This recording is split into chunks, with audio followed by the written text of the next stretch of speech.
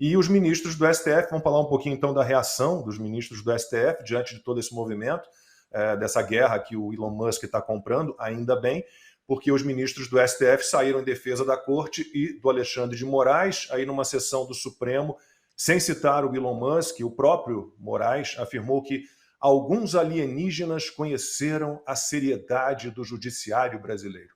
Tenho absoluta convicção que o Supremo Tribunal Federal, a população brasileira, as pessoas de bem, sabem que liberdade de expressão não é liberdade de agressão. Sabem que liberdade de expressão não é liberdade para a proliferação do ódio, do racismo, da misoginia, da homofobia. Sabem que liberdade de expressão não é liberdade de defesa da tirania. E talvez, presidente, alguns alienígenas não saibam, mas passaram a aprender e tiveram conhecimento da coragem e seriedade do Poder Judiciário brasileiro. Gilmar Mendes, Flávio Dino e Carmen Lúcia endossaram esse discurso até que o presidente do Supremo, Luiz Roberto Barroso, fez um apelo público para que o caso fosse encerrado. A resposta do judiciário precisava dar, já deu. Já deu no processo e já deu por declaração do presidente e decano. Eu considero esse assunto encerrado do ponto de vista do debate público. Agora, qualquer coisa que tenha que ser feita, tem que ser feita no processo. Se houver o descumprimento, essas pessoas fazem bravatas, mas não complementam as suas declarações. De modo que, por mim, esse é um assunto que a gente deve virar a página. Bom, mas não adiantou. O Elon Musk ressaltou o fato de o ministro do Supremo, Cristiano Zanin, ter sido advogado pessoal do Lula antes de chegar ao STF, indicado pelo petista. Ele reagiu a uma publicação em que foi mencionado. O perfil The Incorrupt perguntou ao empresário se ele tinha conhecimento disso. E o Elon Musk, como a gente viu aí, respondeu. O advogado pessoal dele na Suprema Corte consta, finalmente, né? Está todo mundo conhecendo tudo que a gente tem enfrentado nesses anos todos, essa aliança, como disse, nefasta, o STF querendo tomar conta de tudo, encontrando no PT aí um aliado, talvez circunstancial, mas agora o mundo inteiro está sabendo disso, e o Barroso é muito espertinho, né? Com seus biquinhos. Vamos parar com isso, que está ficando ruim para a gente. Vamos, página virada, caso encerrado. Melhor não falar mais disso. A resposta que eu dou para o ministro é página virada uma ova, né? Está só começando. E vai ficar ruim para eles, viu? Porque eles estão dentro dessa bolha no Brasil com muito poder, né?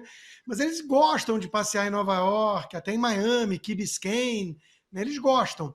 Vai ficar cada vez pior. Acho que eles vão ter que se contentar com Caracas, com Havana, talvez Pequim, né? Agora vamos lá.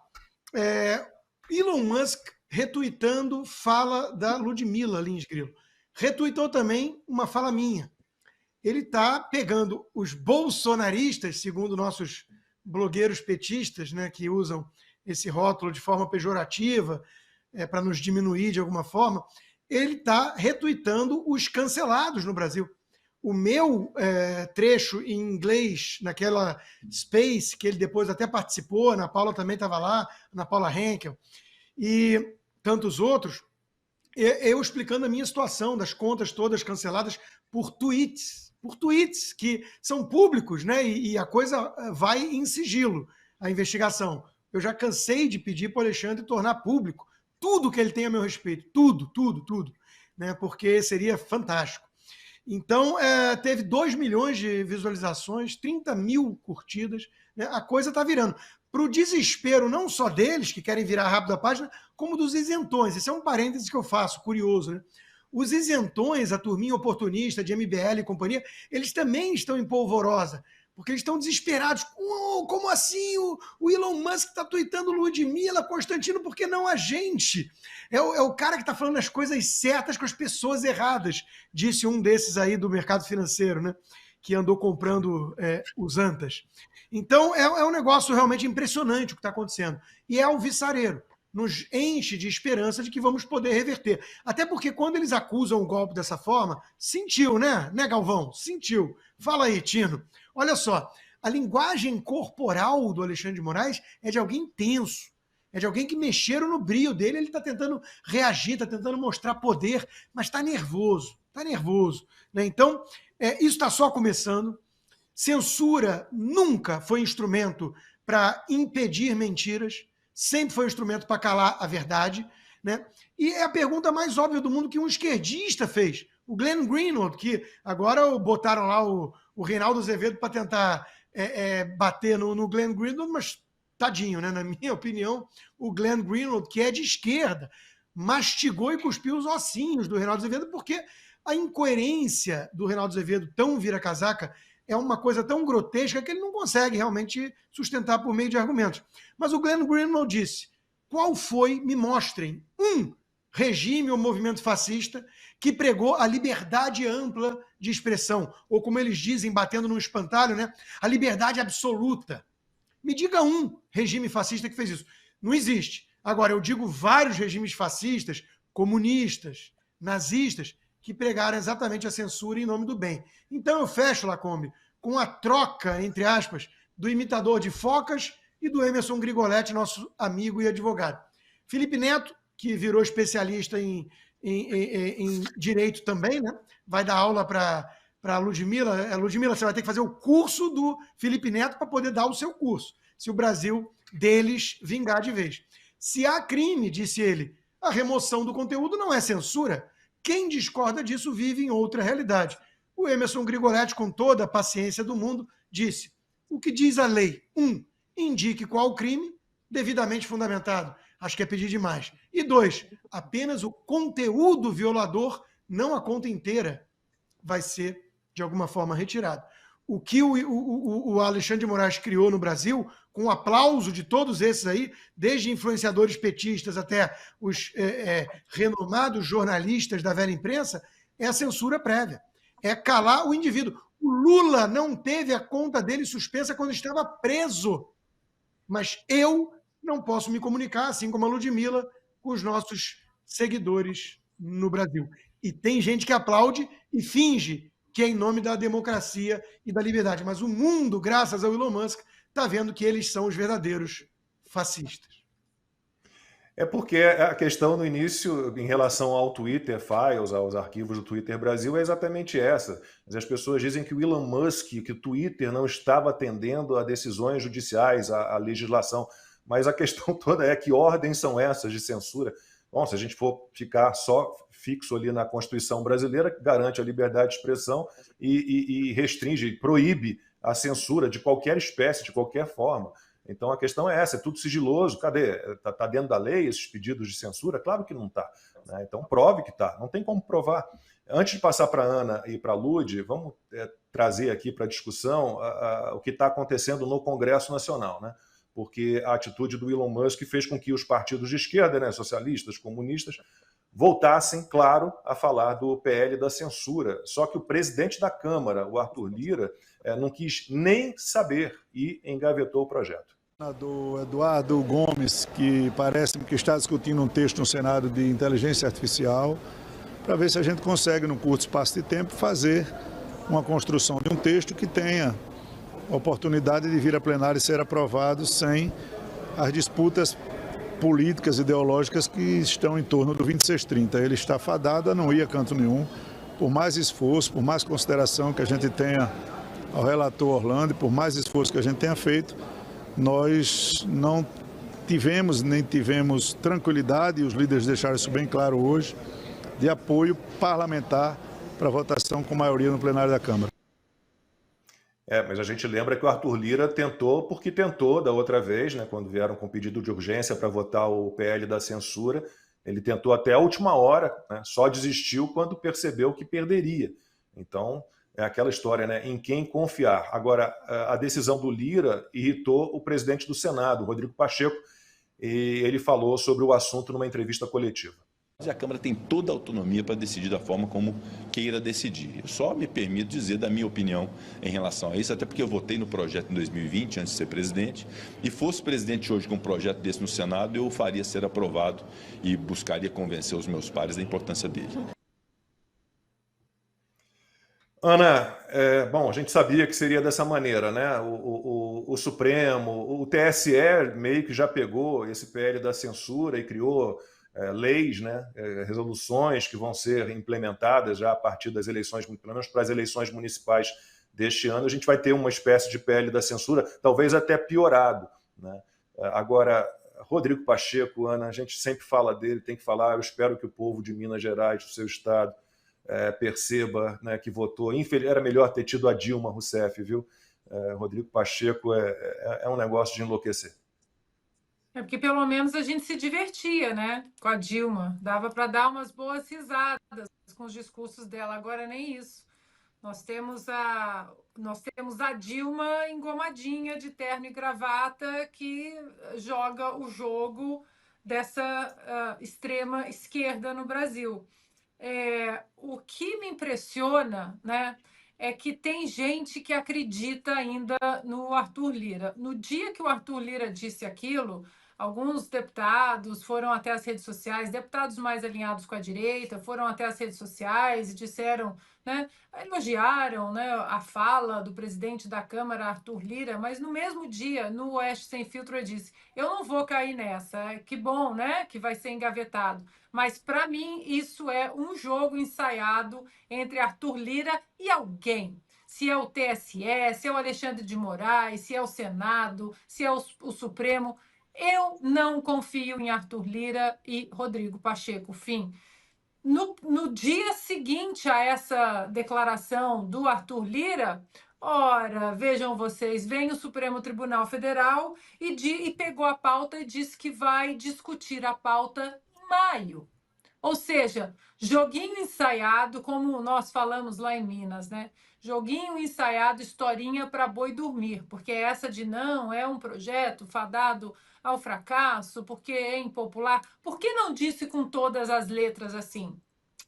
É um projeto fadado ao fracasso, porque ele institucionaliza a censura no Brasil. Isso é contra a nossa Constituição. E o Supremo Tribunal Federal também não pode pegar essa pauta, porque isso é uma pauta do Legislativo. Por que não faz o discurso completo? Porque é sempre assim, Lacombe, esse discurso em cima do muro o tempo todo. O brasileiro não aguenta mais essa gente morna, que vive em cima do muro, roda pratinho para um lado, roda pratinho do outro, sendo que hoje o brasileiro sabe, quem está em cima do muro está do lado esquerdo. Então, esse discurso do Arthur Lira ou qualquer outro discurso do Rodrigo Pacheco, para mim, nenhum discurso dos dois, por mais fantasiados que eles sejam em relação à defesa real da nossa Constituição, eu, particularmente, não acredito, porque os dois jogam no time do Supremo Tribunal Federal, de alianças políticas e do que eles podem ganhar com o que eles não podem costurar ou pautar, mas eles jogam exatamente no colo do judiciário. É uma ação e um planejamento estratégico.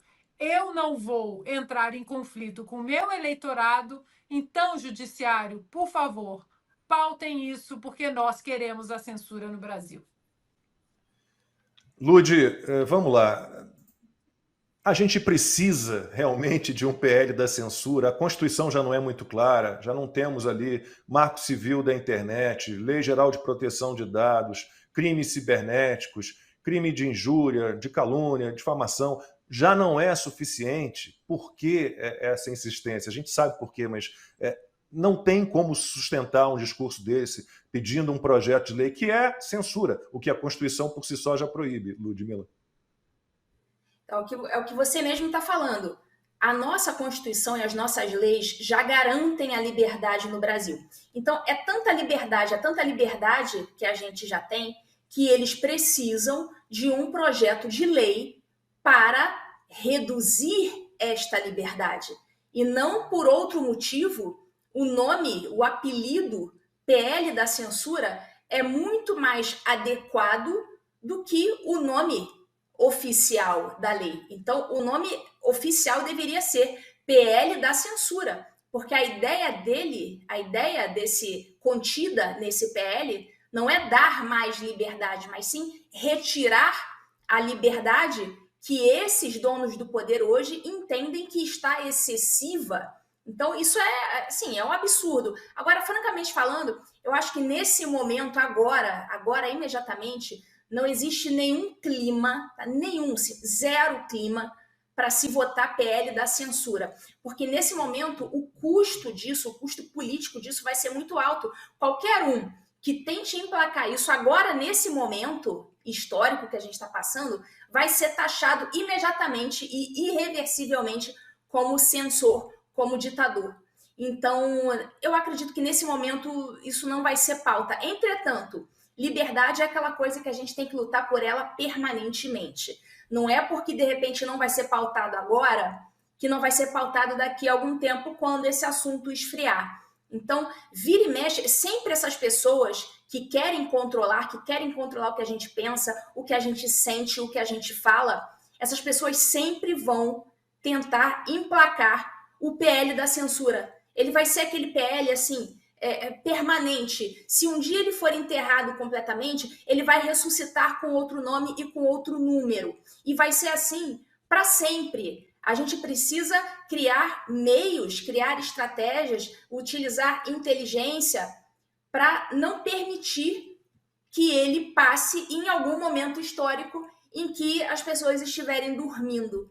Então, é isso que acontece. E o que a Ana estava falando aí, eu concordo inteiramente com a questão de o poder legislativo não querer certas pautas, não querer votar certas pautas, porque eles acabam se comprometendo, são assuntos muito sensíveis, como se legislador tivesse que ter medinho de julgar certas pautas, de decidir certas pautas. O legislador ele foi colocado lá justamente para isso.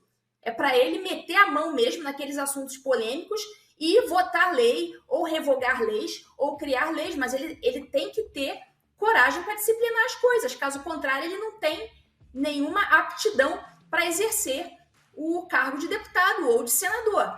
E o que a Ana estava falando é perfeito, no sentido de que eles preferem, muitas vezes, quando o assunto é muito sensível, pegar esse assunto e jogar no colo do Poder Judiciário para que eles não se comprometam perante o seu eleitorado, para que eles fiquem limpinhos, para que eles fiquem bem na foto. E o Judiciário, por sua vez, sem nenhum constrangimento, pega todos esses casos como se não tivesse nada acontecendo, em vez de devolver e dizer isso aqui não é caso para o Poder Judiciário, esse pedido aqui não pode ser julgado.